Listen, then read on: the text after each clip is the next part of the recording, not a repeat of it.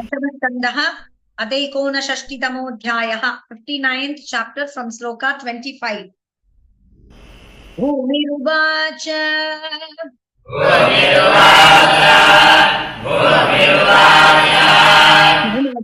देवदेवेशा शङ्खचक्रगदाधरा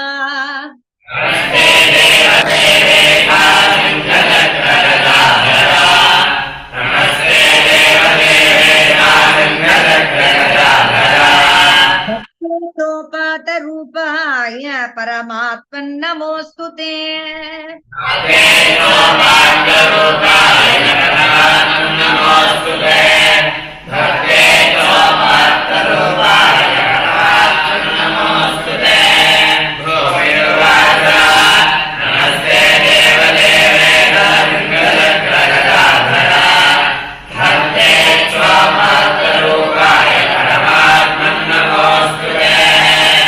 पंकजनाभाय नमः पंकजमालिने।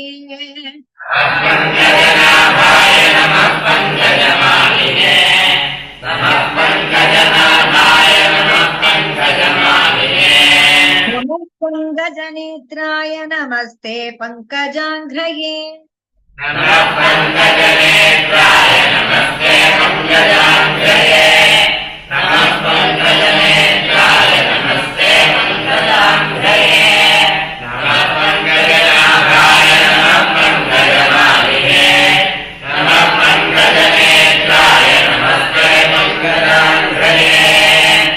भगवते तुभ्यं वासुदेवाय विष्णवे।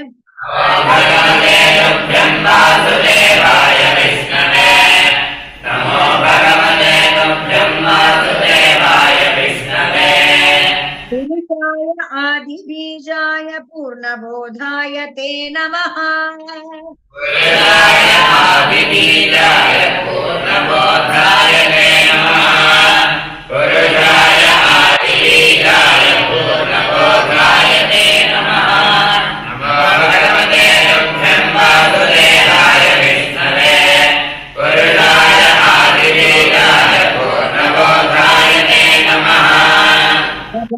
जनयित्रेस्य ब्रह्मणे अनन्तशक्तये।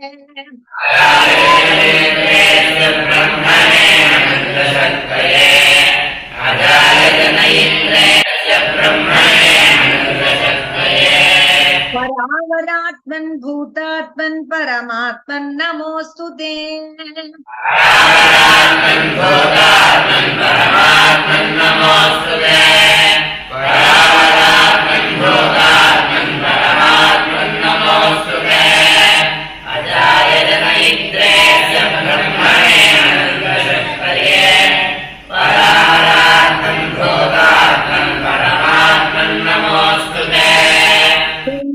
श्रीक्षूरज उत्कटं प्रभो।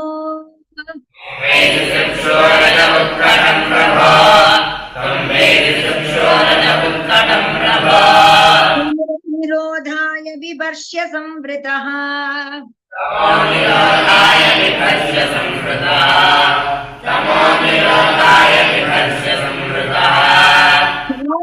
सत्वं जगतो जगत्पते।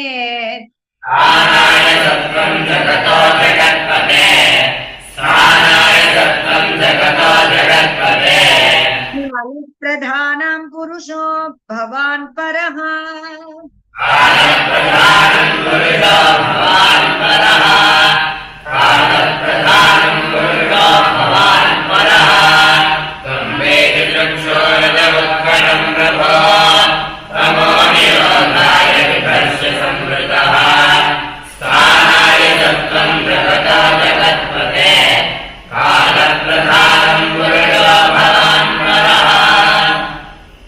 पयो ज्योतिरथानिलो नभो।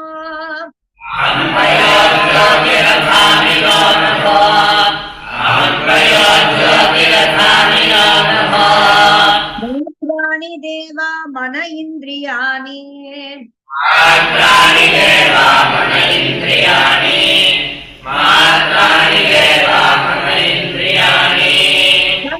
महानित्यखिलं चराचरम्।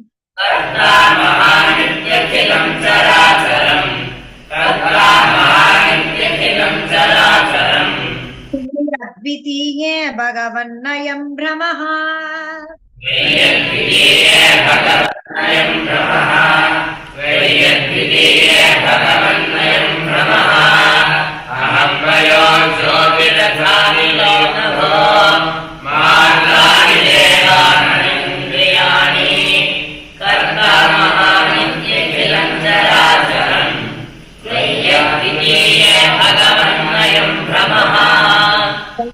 ध्वजोऽयं तव पादपङ्कजम्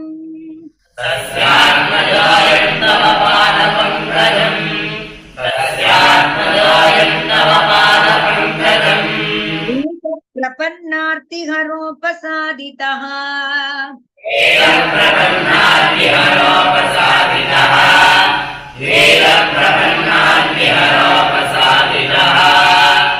तत्पालयेनं कुरु हस्तपङ्कजम्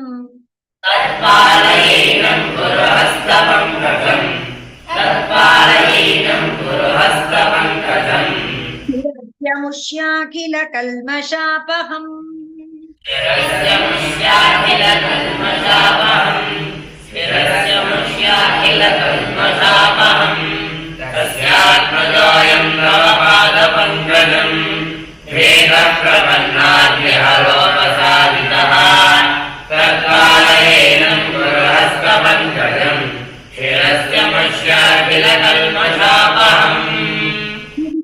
उवाच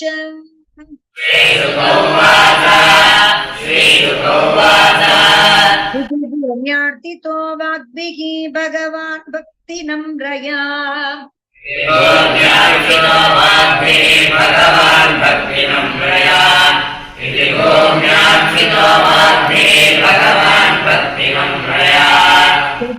भयं भौमगृहं प्राविशत् सकलरिद्धिमत्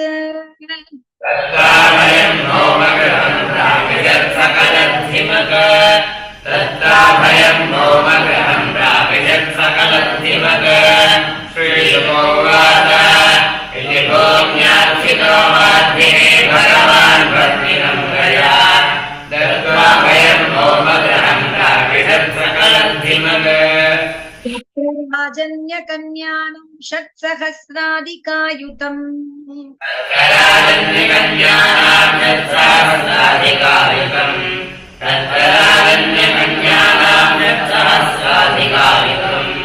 भौमं हृदाना विक्रम्य राजभ्यो ददृशे हरिः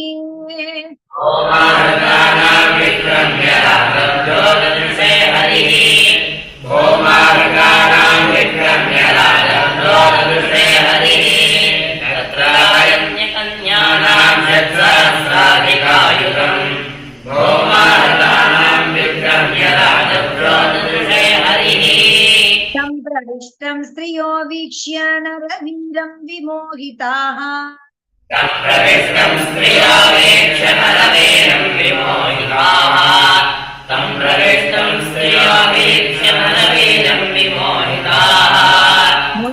बभ्रिरे भीष्टं पतिं दैवोपसादितम्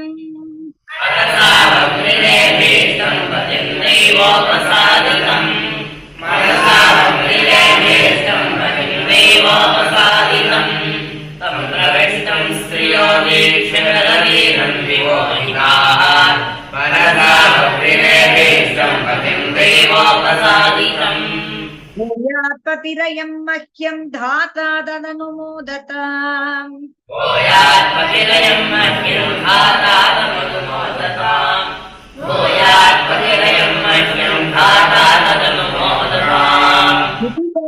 पृथक् कृष्णे भावेन हृदयं ददुः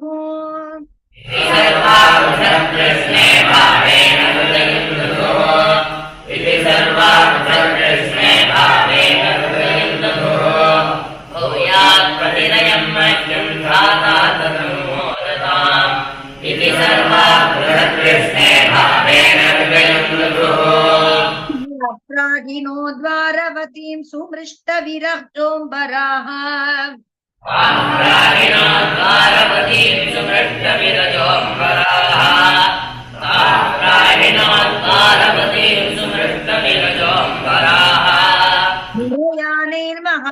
महाघोषान् रताश्वान् द्रविणं महत् नरयाने महाघोषान् रताश्वान् द्रविणं महत् नरयाने महाघोषान् रताश्वान् द्रविणं महत् प्राणिनाद्वारवतीं सुपृष्ठविरजोऽम्बराः नरयाने महाघोषान् रताश्वान् द्रविणं महत् ऐरावतकुले भाश्च चतुर्दन्तान्तरस्विनः ऐरावतकुले भाश्च चतुर्दन्तान्तरस्विनः ऐरावतकुले भाश्च चतुर्दन्तान्तरस्विनः पाण्डुरांश्च चतुष्षष्टिं प्रेषयामास केशवः पाण्डुरांश्च चतुष्षष्टिं प्रेषयामास केशवः पाण्डुरांश्च चतुष्षष्टिं प्रेषयामास केशवः ऐरावतकुले भाश्च चतुर्दन्तान्तरस्विनः पाण्डुरांश्च चतुष्षष्टिं प्रेषयामास केशवः सुरेन्द्रभवनं दत्त्वादित्ये च कुण्डले सुरेन्द्रभवनं दत्त्वादित्ये च कुण्डले सुरेन्द्रभवनं दत्त्वादित्ये च कुण्डले पूजितः त्रिदशेन्द्रेण सहेन्द्राण्या च सप्रियः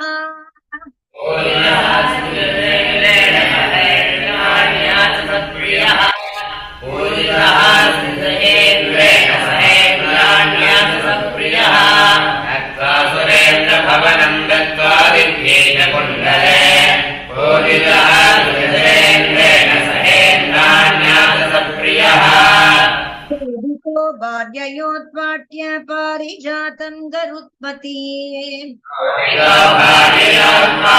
पारिजातं गरुत्मती शोभितो पारिजातं गरुत्मती आरोप्य सेन्द्रान् विबुधान् निर्जित्योपानयत्पुरम् आरोप्य सेन्द्रान् विबुधान् निर्जित्योपानयत्पुरम् आरोप्य सेन्द्रान् विबुधान् निर्जित्योपानयत्पुरम् शोभितो भार्ययोत्पाट्य पारिजातं गरुत्मती आरोप्य सेन्द्रान् विबुधान् निर्जित्योपानयत्पुरम् सत्यभामाय दिहो ध्यानोपशोभनः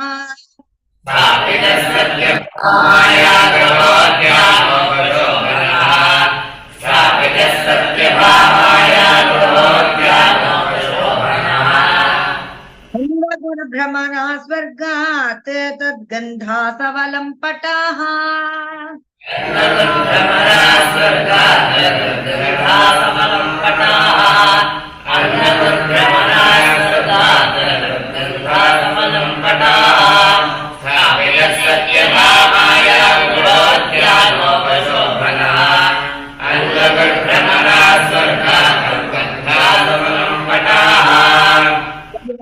आनम्य किरीटकोटिभिः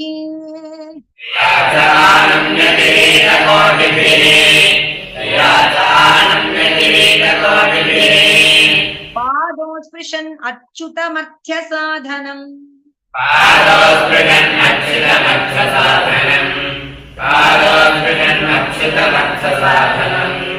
सिद्धार्थये तेन विगृह्यते महान्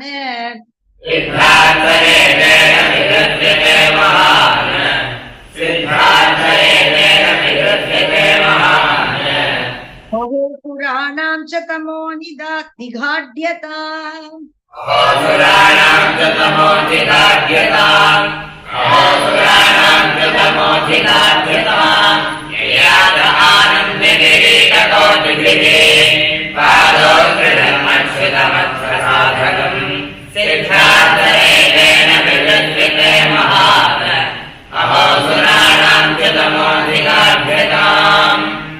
मुहूर्त एकस्मिन्नानागारेषु ता स्त्रियः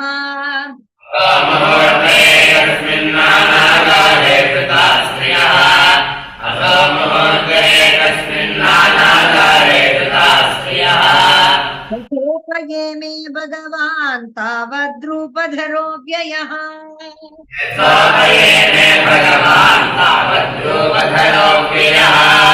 यथोपये मे भगवान्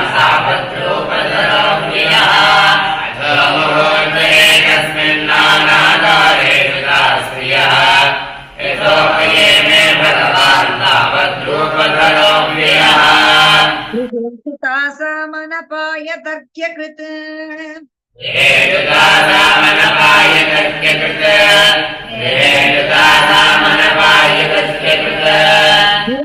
साम्यातिशयेष्वस्थितः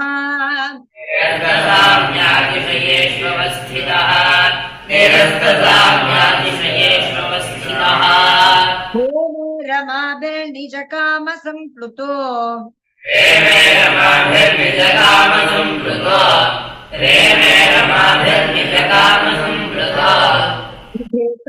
गार्हकमेधिकां शरण्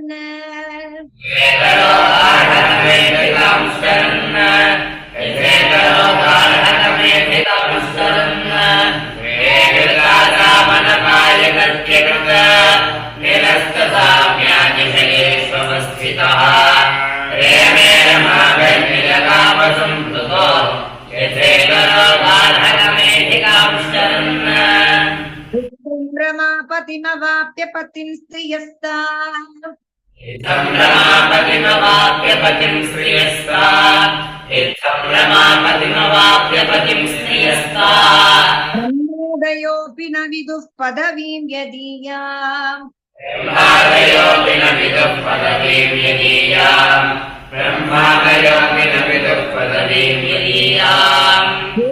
मुदा विरतमेदितयानुरागहासावलोक नवसङ्गम जल्पलज्जाः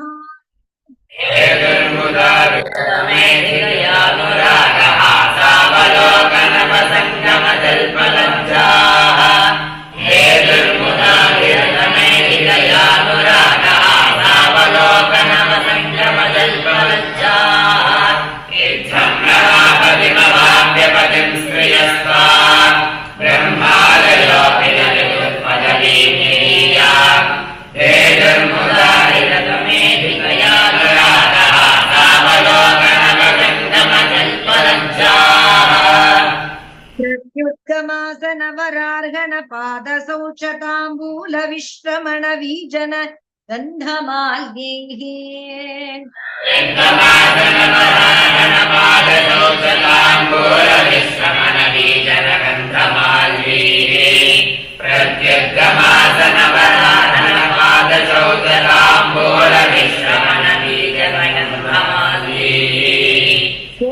प्रसार शयन स्तपनोपहार्यैः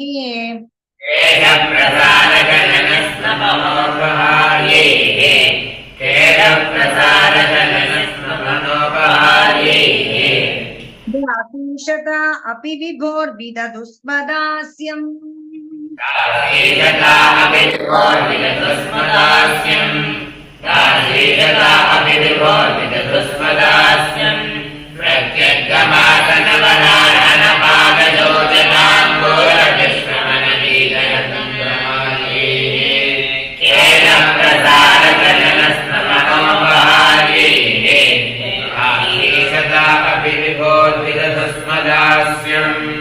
श्रीमद्भागवते महापुराणे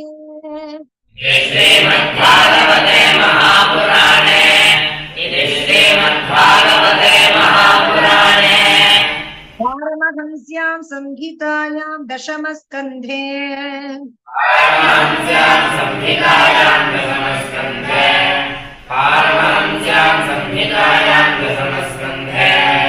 उत्तरार्धे पारिजातहरण नरकवधो नाम एकोनषष्टितमोऽध्यायः